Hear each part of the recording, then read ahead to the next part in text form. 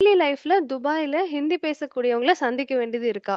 அப்படி சந்திக்கிறீங்கன்னா, எங்க? எந்த மாதிரி இடத்துல? என்ன மாதிரி சென்டென்சஸ் உங்களுக்கு தேவைப்படுது? அப்படிங்கிறதையும் எங்க கூட ஷேர் பண்ணுங்க. ஹிந்தி பேசணும்னா நான் டெய்லி மீட் பண்ணிட்டு தான் இருக்கேன். லோக்கல் மார்க்கெட் போனாலுமே அங்கேயுமே எல்லாரும் ஹிந்தில தான் பேசுவாங்க. இப்ப நான் லோக்கல் மார்க்கெட் போனேன்னா, இந்த காய்கறிலாம் பார்த்துட்டு இது ஃப்ரெஷ்ஷா இருக்கா? அப்படின்னு அவங்க கிட்ட கேட்பேன். ம். ஓகே. அதுக்கப்புறம் இந்த கேஜ் இது எவ்வளோ பிரைஸ்ன்னு கேட்பேன். ம்.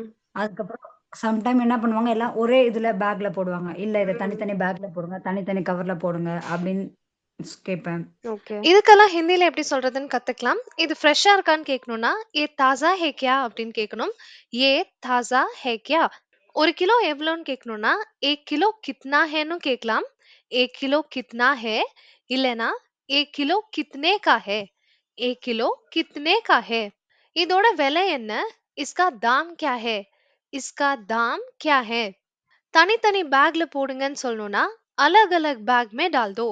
अलग अलग बैग में डाल दो. இத இன்னும் மரியாதையா சொல்லணும்னு நினைச்சீங்கன்னா, अलग अलग बैग में डालिए, डाल दीजिए இப்படி எல்லாமும் சொல்லலாம்.